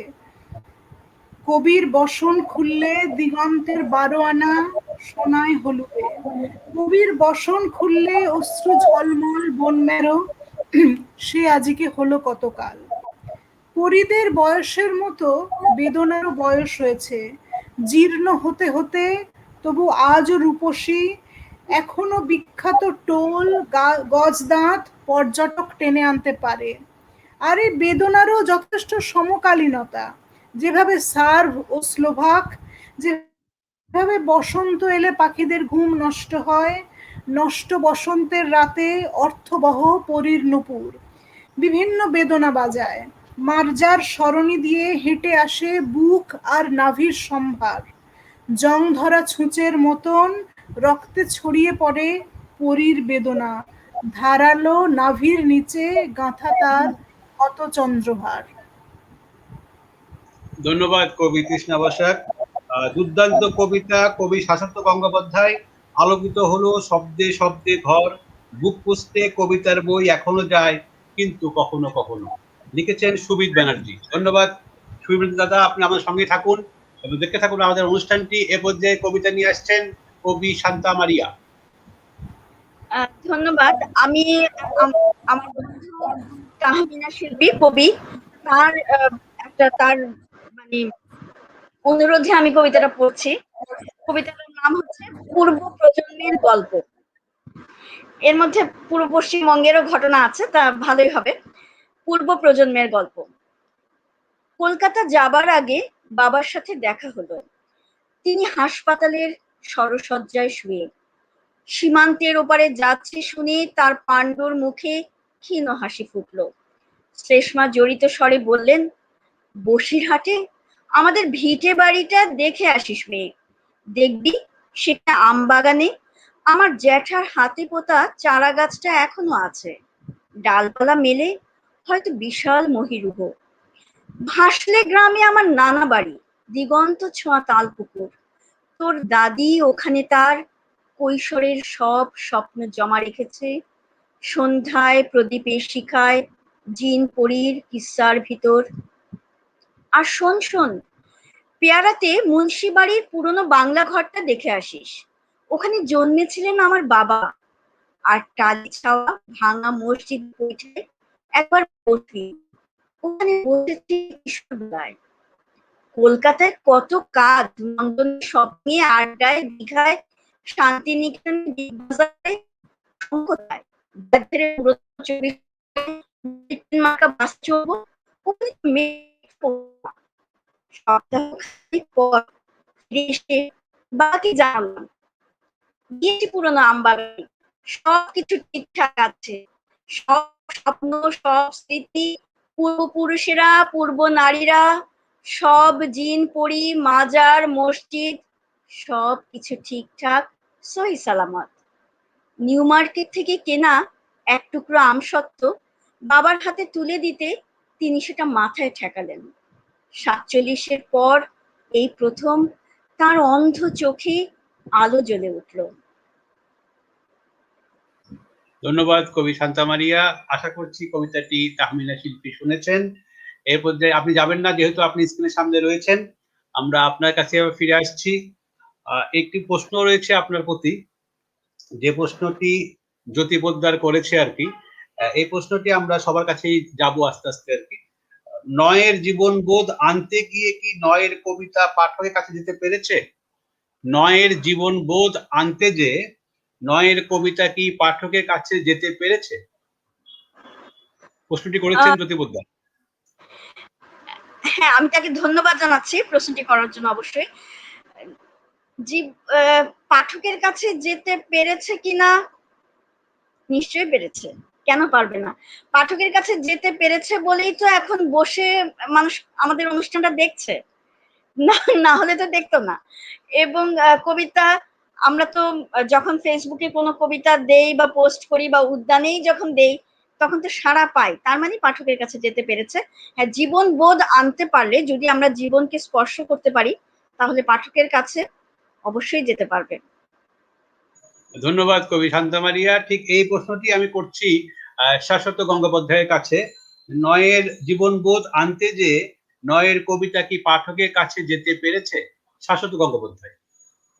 হ্যাঁ, একটা কথা বলি যে পাঠকের কাছে পৌঁছে যেতে পেরেছে কিনা এইটার খুব সহজ উত্তর হচ্ছে যে আমাদের দর্শকেরই, আমি একটু কথা বলে দিই যে এই যে দর্শকের কথাটা তৃষ্ণা বলল, আমি কিন্তু আবার ব্যক্তিগতভাবে এই দর্শক বিভাজনটা মানি এই কারণে, কারণ আমার কাছে এটা একটা ইউনিভার্সিটির ব্যাচের মতো, এর বেশি কিছু নয়। মানে ইউনিভার্সিটির ব্যাচ বললে একটা অপশন যে আমরা এই এই ব্যাচের স্টুডেন্ট ছিলাম, এর বেশি কিন্তু কিছু না। কিন্তু এটা বলা মাত্র মানে ভেতরে যেন গোপনে নিজেদের হাতগুলো ধরা থাকে, এই ফিলিংসটা কিন্তু ভীষণভাবে তৈরি হয়ে যায় আর কি। তো আমাদের মানে ওই জন্য আমি 90 দশকে পাঠকের কাছে পৌঁছে যেতে পেরেছে কিনা তার উত্তরে বলি যে আমাদের দশকে অনেক কবি কিন্তু মানে অসম্ভব জনপ্রিয়, মানে জনপ্রিয় কথাটা আমি খারাপ সেন্সে বলছি না, তারা কিন্তু একসাথে অসম্ভব পাঠক প্রিয়। হ্যাঁ, এবং আমাদের প্রত্যেকেরই কিন্তু এটা কোনো অহংকারের জায়গা নয়, আজকে তৃষ্ণা বলি, শান্তা বলি, প্রত্যেকেরই কিন্তু নিজস্ব একটা পাঠক বলয় আছে। যেমন আমি বলি, আমার প্রথম বই প্লুটো গ্রহের বাসিন্দা, তখন আমি এত মানে চারপাশের কবিতার জগৎ থেকে তো আলাদা ছিলাম, মানে বইটার নামটাও হয়তো সেই কারণে ওই রকম। আমি বার করেছিলাম মানে কবিতার ম্যানুস্ক্রিপ্টটা রেডি করে, যেরকম মানে কোনো বাচ্চাকে কাঁথায় মুড়ে নার্সিংহোম থেকে আনা হয়, আমি একা একাই একটা প্রেসে গেলাম, বাড়ি থেকে বইটা বেরোলো, বইটা আমি ওরকম কাঁথায় মুড়ে বাড়িতে নিয়ে এলাম। তো সেই বই কিন্তু বাড়ি থেকে বেরিয়ে বইটা 1200 কপি বিক্রি হয়েছে, পরবর্তীকালে একাধিক এডিশন হয়েছে। তো ফলে এটা কিন্তু আমার মনে হয় যে আমাদের একটা খুব আশ্বাসের জায়গা যে আমাদের প্রত্যেকেরই পাঠক আছে। আরেকটা কথা বলি, মানে কথাটা হয়তো কিছুটা অপ্রাসঙ্গিক, বিনয় মজুমদারের একটা অসাধারণ কথা আছে, এটা সবাইকার ক্ষেত্রেই প্রযোজ্য, মানে এটা কোনো আলাদা দর্শক ভিত্তিক নয়, যে একটা ভালো কবিতাকে যদি তুমি একটা খাটের নিচে লুকিয়ে রাখো, তাহলেও পাঠক পিঁপড়ের মতন খুঁজে খুঁজে এসে সেই কবিতার চিনি খেয়ে যাবে। ফলে আমার মনে হয় যে এই পাঠকের কাছে পৌঁছতে পেরেছে, এটা নিয়ে কোনো দুর্ভাবনার জায়গা নেই, কারণ আমরা কবি, আমরা কবিতা লিখি, পাঠক কিন্তু তার কাজটা করে যায়। আর দ্বিতীয় কথা, এখন ফেসবুকের দৌলতে একটা কবিতাতে একটা ক্লিংকে ইউরেনাস নেপচুন গ্রহ অব্দি পৌঁছে যায়। ফলে এখন পাঠক আছে কি নেই এটা নিয়ে আমি অন্তত একটু ভাবিত নই, মানে আমার কাজ মাথা নিচু করে কবিতা লেখা, পাঠক তার কাজটা করে যাচ্ছে। আর দ্বিতীয় কথা, জীবনবোধের কথা যেটা জিজ্ঞেস করা হলো, অ্যাকচুয়ালি এটা না খুব ভারী প্রশ্ন, মানে বাংলা মানে বইয়ের মতন আর কি। বেসিক্যালি আমরা যখন কবিতা লিখি, আমরা তো যে কবিতার মধ্যে 5 টাকার জীবনবোধ বুঝে দেবো এরকম নয়, এটা ভেতর থেকেই বেড়ে ওঠে। হ্যাঁ, ফলে এটা আলাদা করে আমার মনে হয় যে আমি অন্তত এটার কোনো উত্তর দিতে পারবো না। মানে আমার জীবন, দেবদাস আচার্যের একটা খুব সুন্দর কথা আছে যে জীবন আমাকে যেটা দেখায় আমি সেটা কবিতাকে ফিরিয়ে দিই। হ্যাঁ, তো আমার মনে হয় যে এটা কেউই ডিসএগ্রি করবে না, যে আমরা যখন কবিতা লিখতে মানে কবিতা লিখি, আমাদের একটা নিজস্ব জগৎ আছে, আমাদের একটা নিজস্ব জীবন যাপন আছে, আমাদের একটা সময় আছে, সেই সময়টা আলোকিত জ্যোৎস্নার মতন দুই বাংলাতেই সমানভাবে বয়ে চলেছে। হ্যাঁ, ফলে সেক্ষেত্রে এটা কিন্তু মানে ওইভাবে আলাদা করে জীবনবোধ ঢুকিয়ে দেবো বা কোনো মেসেজ বক্তব্য ঢুকিয়ে দেবো, এটা কিন্তু হয় না, এটা ভেতরে ভেতরেই বেড়ে ওঠে আর কি। আর আরেকটা কথা, আমি এখানে যেহেতু অনুষ্ঠানটা শেষ হয়ে আসছে, একটা জিনিস না বললে খুব অন্যায় হবে, কারণ আজকে তৃষ্ণা যখন বলছিল, তৃষ্ণা আমার খুব বন্ধু, ওর কথা শুনে আরো বেশি নস্টালজিক লাগছিল, যেহেতু দুজনেই কলকাতার দু প্রান্তে। আমরা যখন 90 দশকে লিখতে এসেছিলাম, আরেকটা খুব কমন ফ্যাক্টর যেটা আমাদের 90 দশকে খুব কাজ করেছিল, এবং আমার ধারণা বাংলাদেশেও সেটা খুব কাজ করেছিল, যদিও যার কথা বলছি তার গান যতটা ভালো, মানুষ হিসেবে হয়তো তিনি ততটাই গন্ডগোলের। সেটা হচ্ছে সুমন চট্টোপাধ্যায়ের গান। হ্যাঁ, এটা না বলাটা চূড়ান্ত অন্যায় হবে, কারণ আমি 90 দশকের অনেকগুলো অনুষ্ঠান আয়োজন করে দেখেছি। যে আমরা যারা আমি যেরকম 95 সাল থেকে লিখছি, তৃষ্ণা হয়তো একটু আগে থেকে লিখছে, কবির সুমন মানে এখনকার কবি সুমন, যাকে সুমন চট্টোপাধ্যায় নামেই ডাকতে আমরা খুব ভালোবাসি, তার গানের কিন্তু একটা সাংঘাতিক এফেক্ট আমাদের উপর পড়েছিল আর কি। হ্যাঁ, তো এটা একটা অসম্ভব, বলতে গিয়ে নস্টালজিক লাগবে, এবং এটা বলতে গিয়ে হয়তো একটা সন্ধে কেটে যাবে। যদিও তার অনেক কিছু গন্ডগোলের ব্যাপার, বা সেই সুমন চট্টোপাধ্যায় এখন মৃত বহুদিন আর কি। কিন্তু এই ব্যাপারটা, অন্তত এই প্রসঙ্গটা না ছুঁয়ে গেলে আমার মনে হয়েছে যে আমাদের সময়টাকে বলতে গেলে এটা খুব অন্যায় হবে। এইটুকুনি শুধু বললাম আর কি। ধন্যবাদ শাসক গঙ্গোপাধ্যায়। আমি চলে যাচ্ছি তৃষ্ণা বসাকের কাছে এই বিষয়টি নিয়ে আজকের শেষ প্রশ্নটি তার কাছে, যেটি জ্যোতি পোদ্দার করেছেন। নয়ের জীবনবোধ আনতে গিয়ে কি নয়ের কবিতা পাঠকের কাছে যেতে পেরেছে? তৃষ্ণা বসাক, মাইকটা আনমিউট করতে হবে, মাইকটা আনমিউট করতে হবে।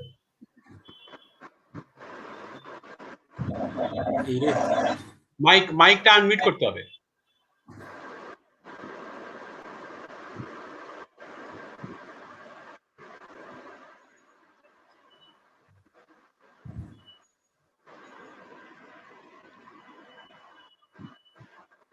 মাইকটা আনমিউট।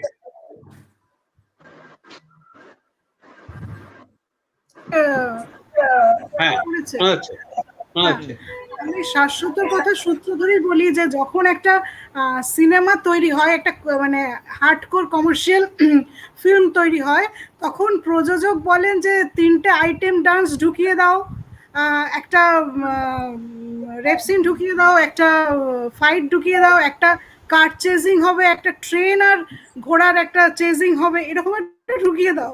তো জীবনবোধ কিন্তু সেরকম কিছু নয় যে যেটা আমরা ঢুকিয়ে দিতে পারি।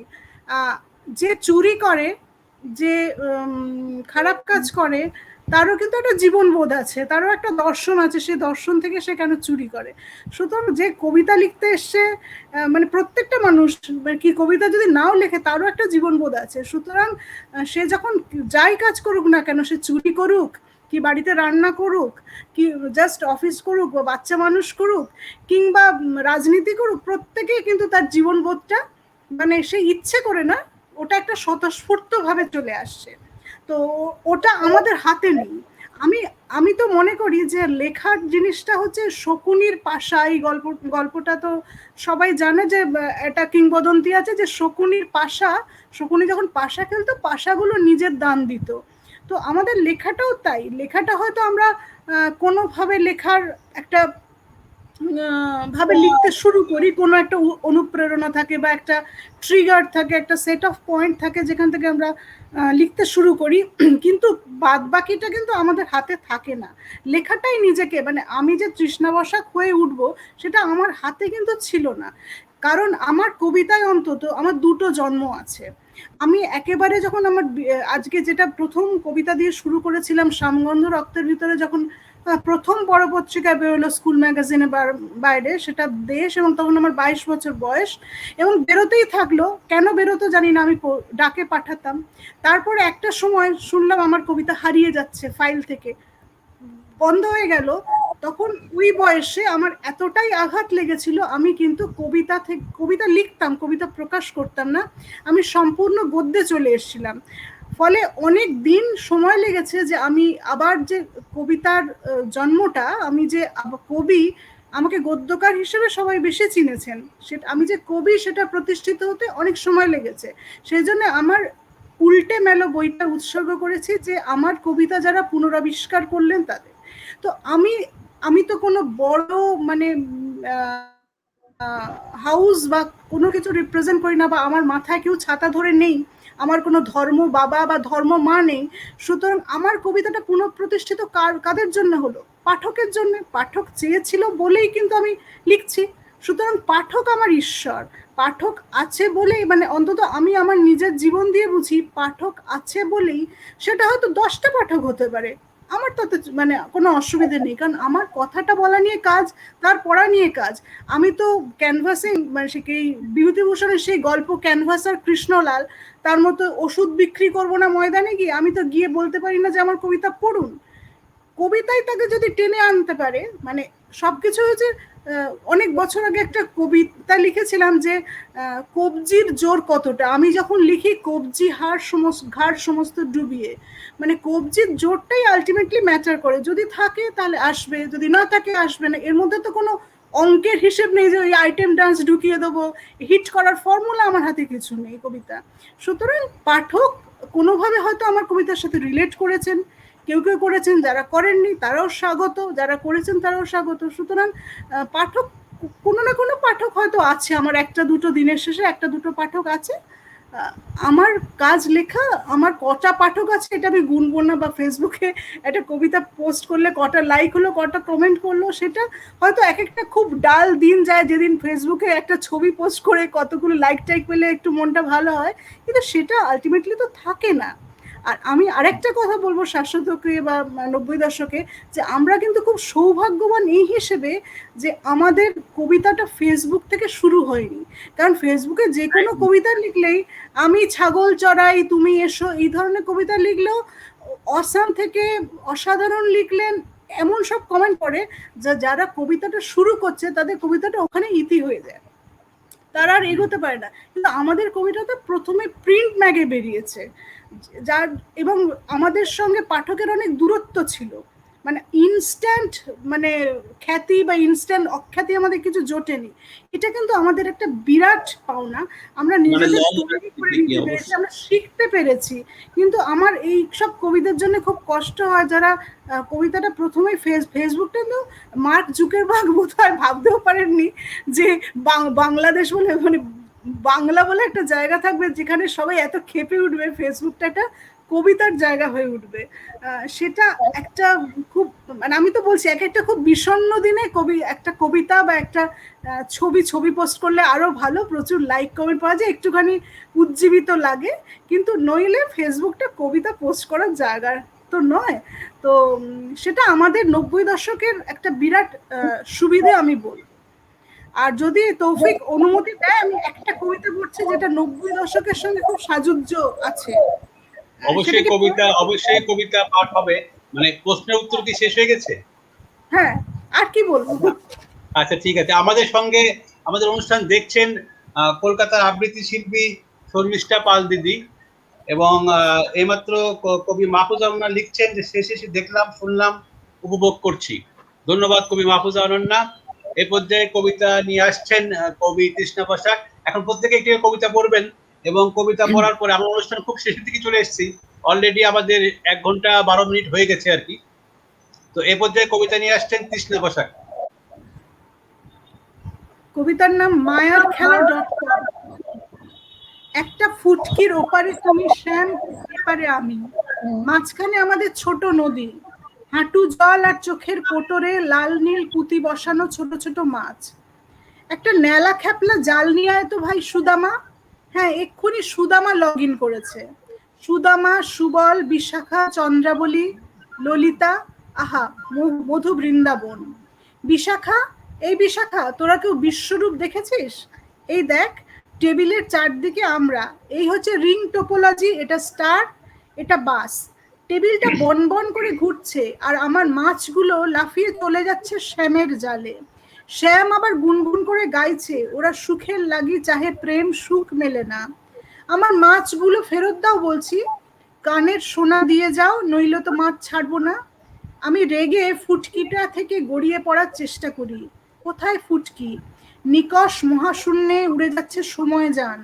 আমাদের হাতগুলো ভার্চুয়ালি ছুঁয়ে আছে পরস্পরকে, নদীর চরে আটকে আছে একটা মডেম সংকেতের সম্মোহনে। ধন্যবাদ কবি তৃষ্ণা বসাক। কবি মাহফুজা অনন্যা বলছেন, শুনছি কবি তৃষ্ণা বসাকের কবিতা, ওনার কবিতা আমাকে টানে, তৃষ্ণা বসাককে ভালোবাসা। এ পর্যায়ে কবিতা নিয়ে আসছেন কবি শান্তা মারিয়া। আমি এটা সম্ভবত শেষ কবিতা, তো আমি পড়ছি এক বর্ষায় প্রেমের গল্প। বর্ষাকাল চলছে, একটা বর্ষার কবিতা না পড়লে কেমন করে হয়। তেমন নিবিড় শ্রাবণ কখনো আসেনি আগে, পৃথিবীর যাবতীয় কৃষ্ণ মেঘ নত হয়ে ঘিরে ধরলো আমাদের। বহু আগে বৈদিক কুয়াশায় হয়তো এমনি আবৃত ছিল সত্যবতী পরাশর। মাটি থেকে ঊর্ধ্বমুখী বৃষ্টির দেয়াল, হ্যাঁ জানি এরও চারপাশে রয়েছে ব্যস্ত সড়ক, বাংলাদেশ ব্যাংক, সচিবালয়ের তড়িঘড়ি আমলার নথিপত্র। তবু বৃষ্টির চাদরে নাগরিক দেহ মুড়ে আমরা হেসেছি মিথাকান্থোপাসের হাসি। ৩০ লক্ষ বছর পরে হঠাৎ এসে উকি দেয়া নিবিড় শ্রাবণে পৃথিবীর প্রেমের গল্প খেলা করে আমাদের ত্বকের গভীরে। তেমন গহীন ভোর ঝুম বৃষ্টি কখনো আসেনি আগে। কতবার হেলায় ধরেছে বৃষ্টির হাত, সে মৃদু হেসে উপহার দিয়ে গেছে আরো কিছু অঝোর বর্ষণ। তৃষিত স্বর্গ থেকে কতবার ঝরেছে আলো, কতবার মরুভূমির বাতাসেরা শুনিয়েছে বৃষ্টিহীনতার গান। এক বর্ষায় প্রেমের গল্প শেষ হয় নাকি? সম্পূর্ণ প্রেমের গল্প তোমাকে শোনাবো, কোন মহামেঘ তেমন বর্ষণ উপহার দিতেই পারেনি। ধন্যবাদ কবি শান্তা মারিয়া। এ পর্যায়ে কবিতা নিয়ে আসবেন শাশ্বত গঙ্গোপাধ্যায়, সম্ভবত উনি ফোনে কথা বলছেন। আমি যে কথাটি বলতে চাচ্ছি, একটি সুখবর দিচ্ছি, যেহেতু আমরা প্রত্যেকেই 90 দশকের, এই 90 দশকে হওয়ার কারণে তৃষ্ণা বসাকের সঙ্গে আমাদের একটি সম্পর্ক তৈরি হয়েছে, এবং উনি উদ্যান লিটিল ম্যাগাজিনের সঙ্গেও সম্পৃক্ততা রয়েছে ওনার। উনি পশ্চিমবঙ্গের উদ্যান পার্টটা উনি দেখাশোনা করেন আর কি, এবং উনি ওখানকার সম্পাদক ওই পার্টের। তো তৃষ্ণা বসাকের সঙ্গে একটি যৌথ কাব্যগ্রন্থ সম্প্রতি আমার বের হয়েছে। আমি এই লকডাউন শেষে আপনাদের প্রত্যেকের কাছেই এটি উপহার হিসেবে পাঠাবো। এই বইটির নাম হলো ঠান্ডা মাংস এবং আগুনের চুল্লি। এই বইটি তৌফিক জহুর এবং তৃষ্ণা বসাকের সঙ্গে যৌথ বই এটির আর কি। তো এই বইটি ইতিমধ্যেই বেশ বিক্রি হচ্ছে আর কি। তো বিক্রিটা মুখ্য বিষয় নয়, এটি আসলে এই করোনাকালীন সময়ের একটি কাব্যগ্রন্থ আর কি। তো এ পর্যায়ে কবিতা নিয়ে আসছেন শাশ্বত গঙ্গোপাধ্যায়। আজকের শেষ কবিতা পাঠ করবেন কবি শাশ্বত গঙ্গোপাধ্যায়।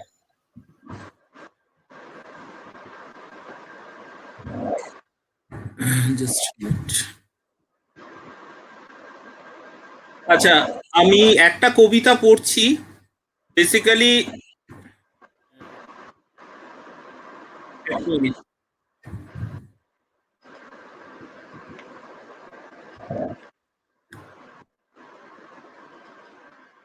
একটা কবিতা পড়ছি, মানে এটা হয়তো কিছুটা মন ভালো হয়ে যাওয়া কবিতা, কারণ আমরা লকডাউনের মধ্যে প্রত্যেকেই একটা অসম্ভব বিষণ্ণতায় ভুগছি।